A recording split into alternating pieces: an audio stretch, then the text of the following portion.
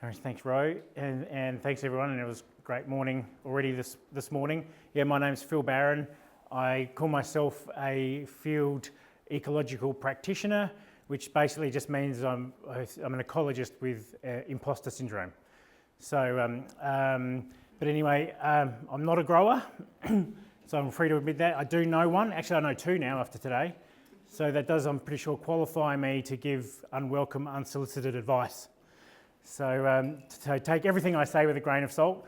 But having said that, I do know a little bit, hopefully, about revegetation. And hopefully you guys can pick up, and I'm keen to bounce a few of my crazy ideas off you. Horticulture, habitat for effective integrated pest management is my topic. Against quite incredible, I find, with horticulture, and especially almond orchards as well, because for me, being in ecology, I look at what we went through this morning and look at landscapes like this, and I think, how can this be any good for habitat? How can it be any good for biodiversity and ecology? It looks like a monoculture to me, but incredibly, it's not. There's obviously some factors. I don't know whether any was noticed today when we drove through the orchards. Any bird nerds amongst us? See the different varieties of birds, the red-capped robins and things like that kicking around there. They're all awesome biological control agents and a real asset to have. And here's what I call the Air Force. And so, yeah, I'm an unashamed bird nerd, and I'm prepared to accept, we've got some entomologists talking, I believe, insect people too, and I'm prepared to accept that they have something to contribute, mainly because they're also food for birds. So anyway, but it all ties in together. So I call birds and insects and things like that as all members of the Air Force. And we often think, when we think about the Air Force, in terms of ecological terms, we think of things like birds of prey, like wedge-tailed eagles or peregrine falcons or something. But the heavy lifting, the smaller the creature, basically, the heavier the lifting they do corporately. And so a lot of the work in birds, at least, and invertebrates as well, is done by the little things. And so almond orchards are really great habitat for a whole range of insectivorous and birds. So just to test if there's any bird nerds amongst us, anyone know the species we're looking at here? Rufous whistler. Hey, you busted. Spot the bird nerd. We've got a male and female Rufous whistler. We've got managed to, and so these photos are from Peter Freeman's. Some of you might know Peter from the Renmark area, from his almond orchard. Some of the photos, the better photos, were taken by Sam Gordon as part of a project, an awesome project looking at insectivorous birds, or birds in general, in almonds, sponsored by the Riverland West LAP, I believe.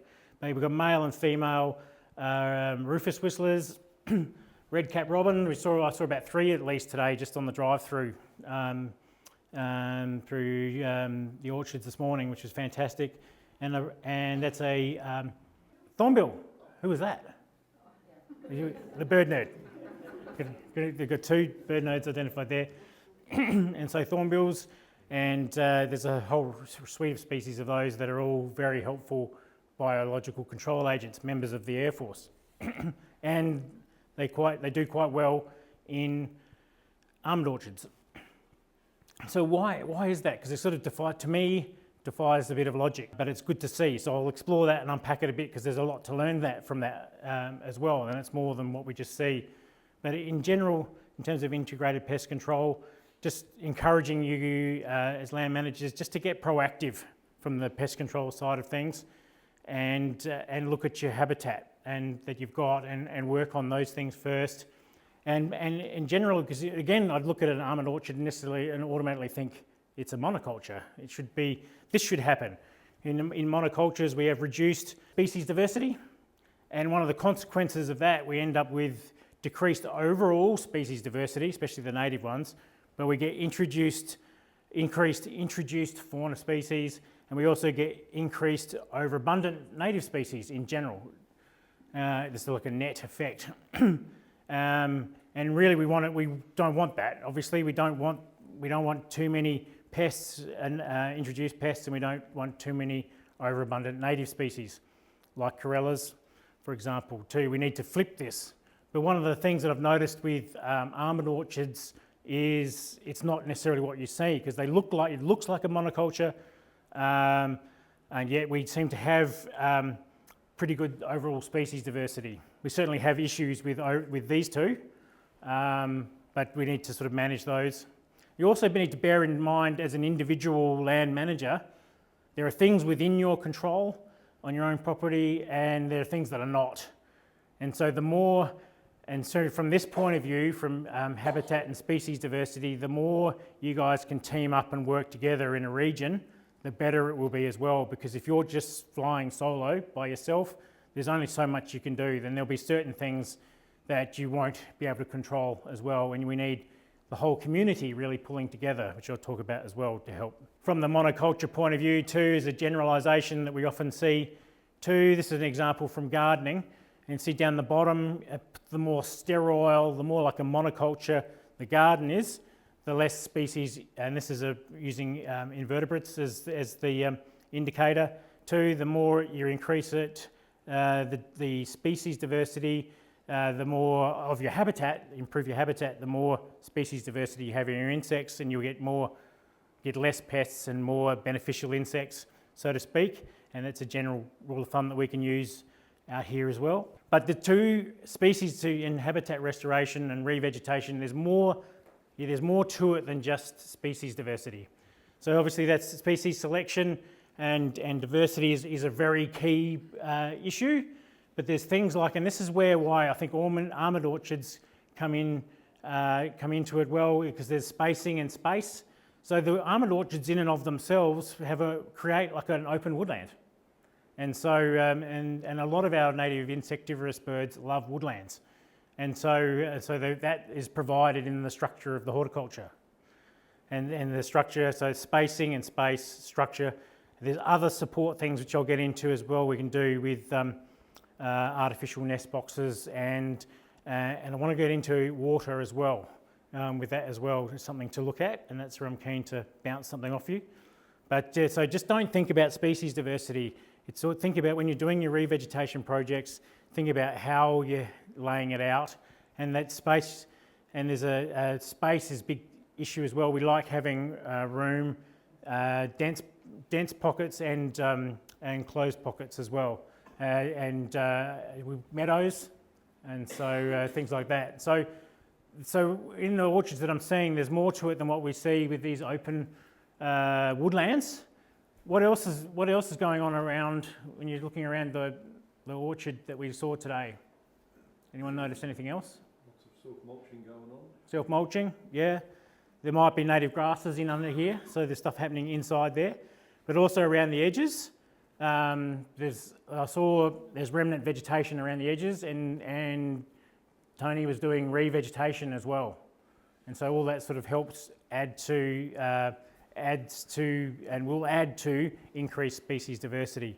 So, you two might look at that and say, how can it be any good?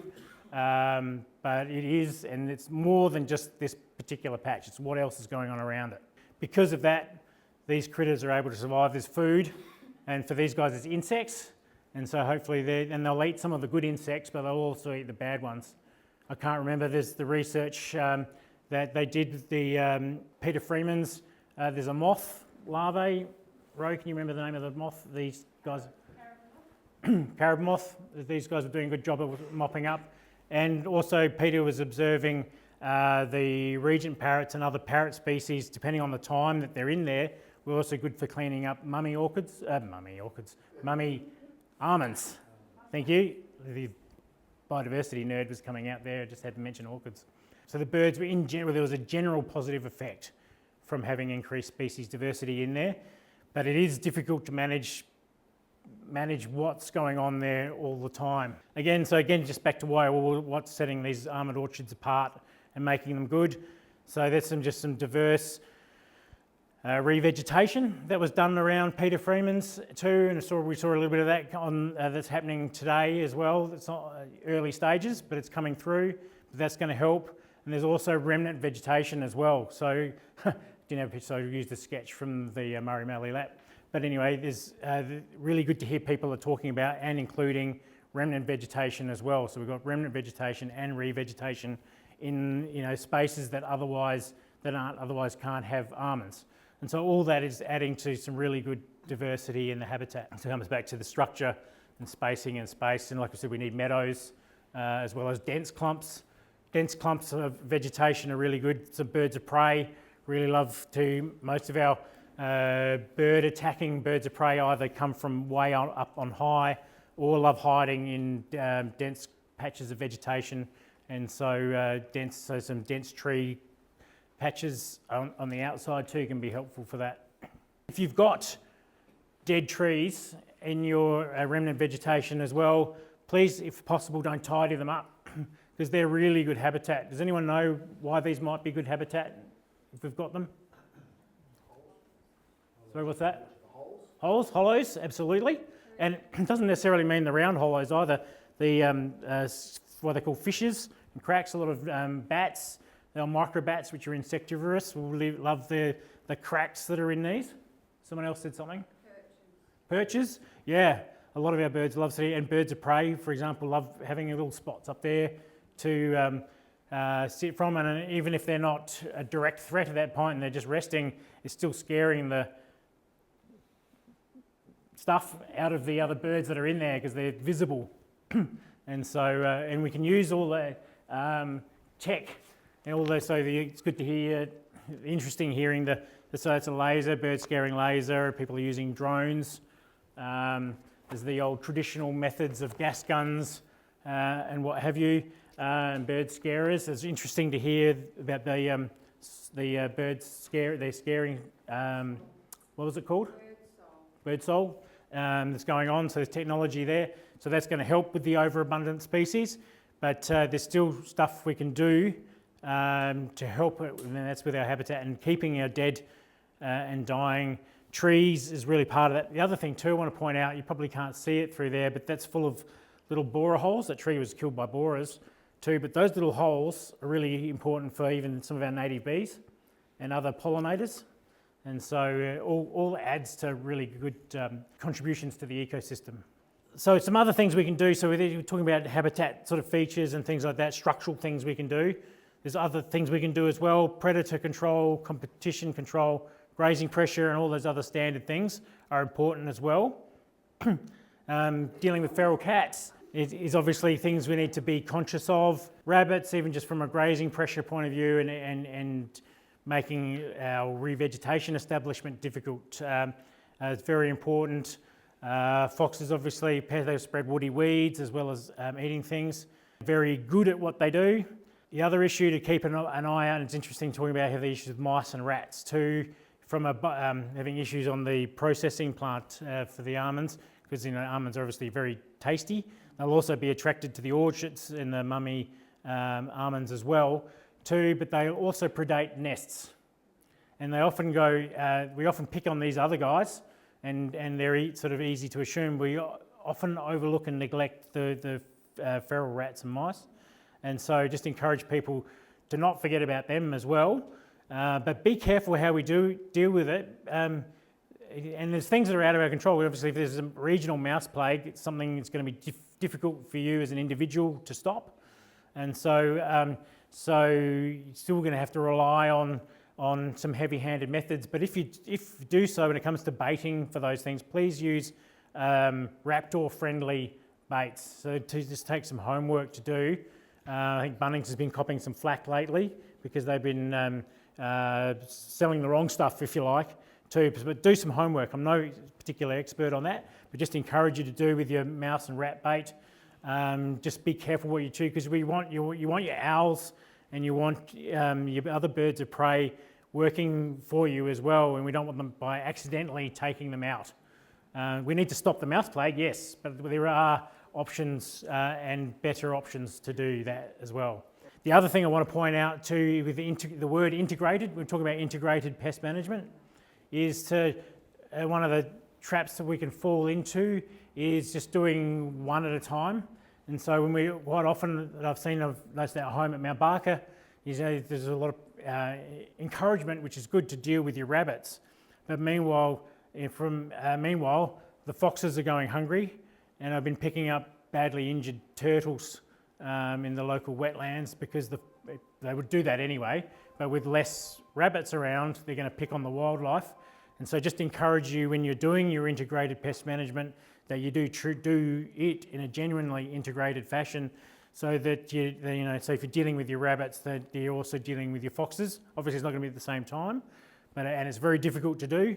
But just for those consequences of actions, can be quite catastrophic to wildlife. So just try and keep that in mind. So watch out for things. Because if you cut off the food source, they'll be still. That's not going to kill them. They're going to be hungry, and they'll go looking for it elsewhere. And so another really good example of that. And so there, in terms of your habitat restoration and that you're trying to do, there are other value adds that are really important to do. Other things you can do especially if you've got new re-veg, lax the hollows and lax the old trees and things like that as well. So you can add hollows in terms of nesting things. Obviously, we're not going to run into beeches and hooded plovers here too, but just adds to that interesting concept of things that you can do to improve temporarily while natural homes are made. Things you can do. Platforms, like the osprey platforms, obviously, there might be ospreys on the river. They're not necessarily help you in your almond orchard, but there might be artificial nest boxes. One of the ones I'm most interested in is around here is peregrine falcons, naturally occurring. They are around here. They love the cliffs of the river, and so any nest box platforms might not be that beneficial here because there might be enough habitat anyway.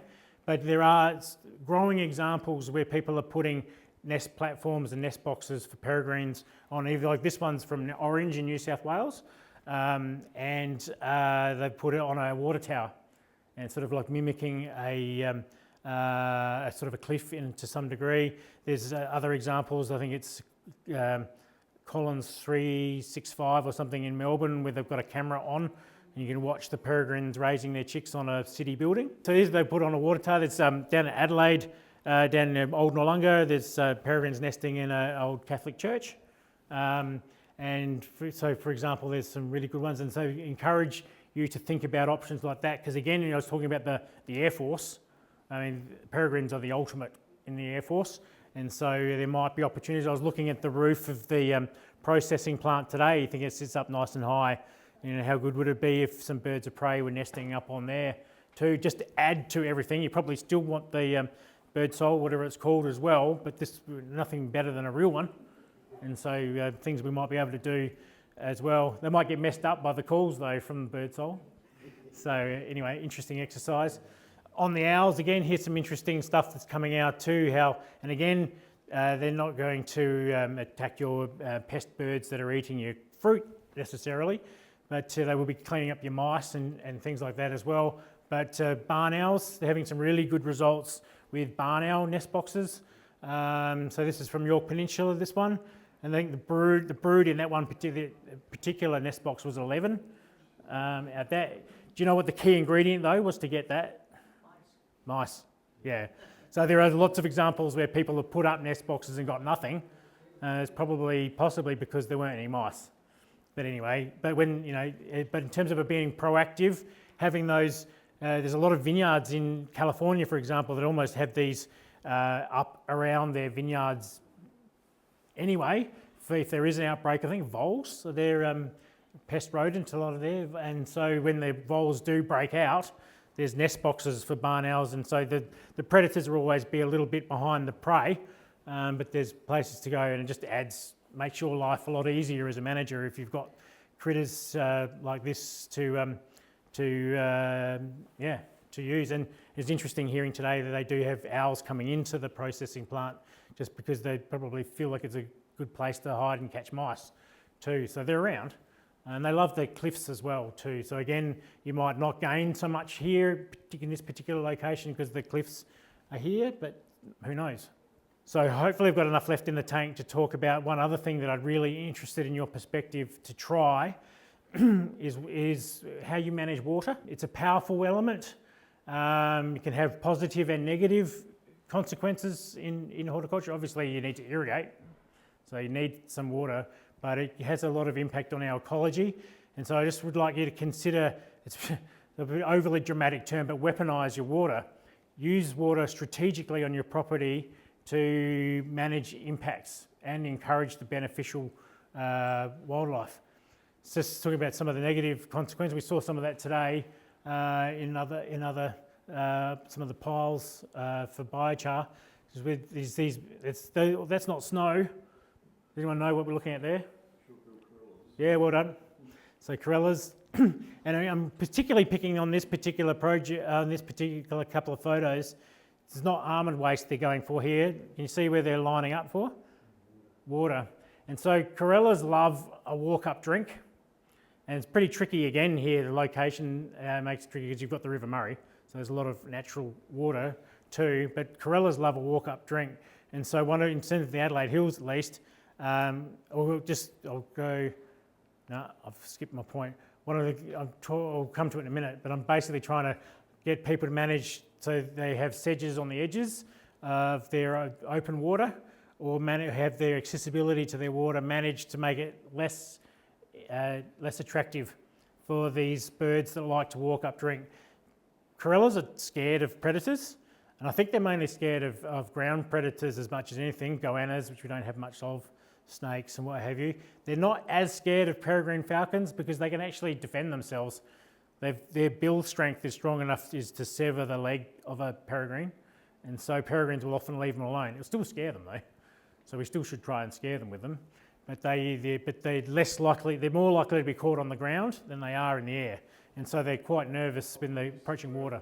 And so they love what we've done with the place. We've given them access to water. We've also given them lots of food as well. So our ovals, our horticulture, because obviously we're growing stuff that's good for us to eat. It's also good for them to eat, and so they love what we've done with the place. So we've got to try and get creative. And again, it's going to be beyond just you as an individual. But we need to team up really to try and make things less attractive for them if possible. But open water, so I really like you not to lose your open water if you have dams, because it's ecologically really important for a range of species. Here we've got swallows or martins too that are what I call wing drinkers. There's another important critter that loves to wing drink and hunt insects off of open water too. Can anyone know what that is? So there's a range of insects. So, which I've just thought of. Don't forget the insects, Phil. Dragonflies, bats. Did I hear someone say bats? Beautiful. So yeah, microbats. And so we really need our open water, but if we can make it less attractive for the overabundant species, then that'd be great.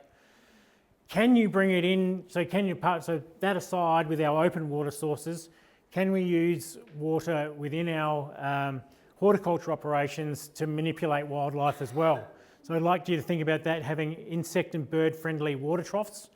And so this is just random. So obviously you wouldn't want to necessarily plonk it in the middle of your row, a water trough, but it might, so placement will be key. But so this is just an illustration of the general concept, but also off to the sides, and have the ability to turn water on and off at strategic times, so that you can either attract your friendlies in or make it less attractive to the unfriendlies, so to speak.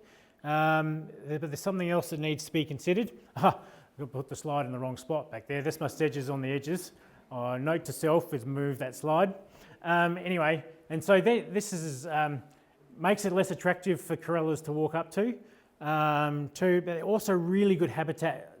There's a whole range of insects and other small birds and wildlife that will use that.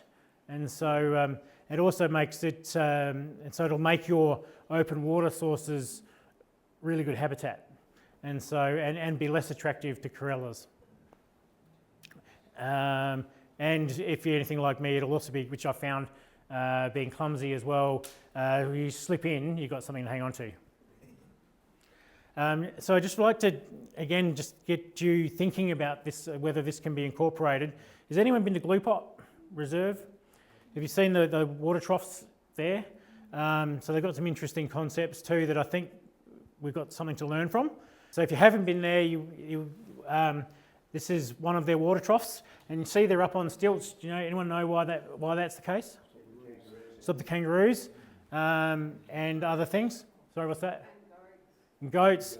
And also they've got slippery stuff there, allegedly to stop cats climbing as well. No, you've got camels, you need a really, really tall one. So you got to pay to do your homework. Anyway, maybe you want your camels. Anyway, so that's an interesting thing because again, you want some things to drink but not others. And so I think that concept's really good. That's to learn off. The other thing too, so this is up looking at one, if they've got a lot of sticks coming in as well. Anyone? So it's a bit hard to tell there because it just looks like wild parts of things. Yep, bees, so it's more insect friendly, so insects can come in. The other thing from the bird point of view too, because I'm always about the birds, basically what I was going to show you is some video of, I'll call them shuffle sticks. And so what seems to have worked really well is birds will land up here. To actually get to this point, birds will actually prefer to land up here and make their way down there. They like to land somewhere and check out and see if it's safe and come in. You've noticed that? That's really improved the accessibility and of course the insects can get in and out. They've got mesh in there as well for the same thing and the birds can get in and out safely. You've got to be able to clean it. It makes it a bit awkward for that, but it still helps. And I can add one thing. It's only honeybees that are introduced that rely on water. oh, good point. Good point. Yes, and so there's something to be mindful of. Yeah. Is especially if you're trying to get native bees, that it's native bees you're better off not having water. From the pollination point of view, if you're relying on honeybees, that'll be helpful to consideration as well. And so some people have added corks too. Again, they're just to throw in ideas for helping insects get in and out safely. There's not noisy miners you get in Adelaide. These are yellow-throated ones that you get at Glue Pot. But it's basically because water is such a powerful element, and these are it's keeping the kangaroos, emus, and feral foxes and rabbits, of course, getting them out, cats out. But birds, all sorts of birds can come in and drink, and there can be negative consequences for that as well.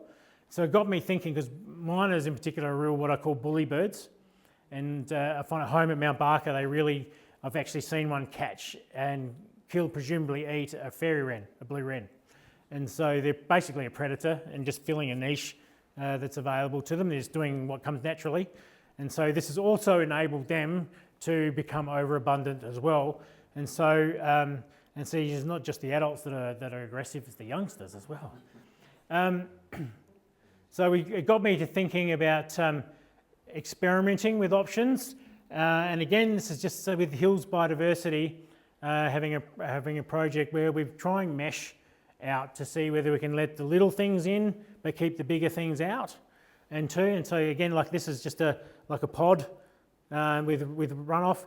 I just want to honour the late John Spur, who literally only passed away two weeks ago, who created this device, if you like, to have a sort of remote, self-sustaining, or semi-self-sustaining, depends on how much rain you get, to catch runoff off the roof that try and keep water supply up to a water point in here, and with shuffle sticks, and in there we've got a little pump in there, a little trigger thing that lets water, when it drops down to a certain point, lets the valve, I should say, keeps it topped up, to try and so these are some photos of what we were trying to achieve here with the mesh. And so we've got a very a raven here, a bit sad, basically says, "What do you mean you don't let my type in? Can't get in, but the little ones can." There's a fantail, obviously on the wrong side, but he can get in and out. I'll show you some of those. Kangaroo, too, got some funny shots of kangaroos blocking the camera. Parrot species, some of the rosellas could get in though, but not mesh, so we want to play with the mesh size a little bit, but and obviously there's a possum that, and the odd random Labrador as well, keeps them out. So that was on the ground too. So at least with having mesh means you don't necessarily have to have it on stilts. But the whole idea was being able to keep the little things. I was basically dubbed this project small creature friendly water point, basically. And so there's some finches in there. Someone mentioned eastern spinebill before. There's the one that came in for a drink. We've got wrens. And so we have photographic evidence of these little things getting in and big things not being able to. And again, but this is just ideas. Here's some ideas, you know, that have just grabbed off the internet of options that are similar. They're just trying to keep things out and for different purposes. There's a cat, for example, with people with their chickens inside, something like that. At least you can take something like a cage like that, you can lift on and off. And so, you know, there might be times when you want, in terms of being in the orchard to get the mummy almonds, we want you to have the water on and available to get the parrots in for that. But when you don't want them in when the fruit's ripening or what have you, is to have a cover on that keeps them, you have your water on outside. This is from Henry Short's road. You remember that from Henry Short's place in the Mallee? And too, we had a micro version using a little herbicide drum. And again, he had his own sort of plastic mesh on there to keep the big things out but let the little things in. So again, just how I want you to really think about whether something like that could be incorporated just to value add and use water to assist you with your management. Like I said, have your troughs in here and out around as well, with the ability to either turn water on and off or to cage it, so that, you know, if you had the caged ones in there, you could bring the pollinators could be given a drink, so to speak, and be encouraged in there, and their little insectivores. And but kept open out here to keep the bigger birds away, or, you know, whether that something like that. And I'd be really interested to see whether anyone wants to, if they want to play with that. I really encourage you to do that, because it'd be interesting theory. The other thing, just to add on that, is, well, don't want to stop all the big things coming and having a drink. Anyone recognise that? Well done. How did you know it was a sparrowhawk and not a brown goshawk? I've seen one catch a sparrow before. So they're very classic. Well, there you go. It's right. If you're a bird nerd, you'd know it has a forked tail, and so that's the difference between a sparrowhawk and a goshawk. So otherwise, very similar looking birds. Anyway, we want them. These are the ultimate these are good aerial members of the Air Force that we'd want around. So we don't want them completely closed off from water either. And something that would be good to have. Real ones are there, terrifying looking birds and sounding birds as well. So anyway, so that's just the concept. That's me. I'm done. I'm out of voice, except for some questions if anybody's got anything. Thank you.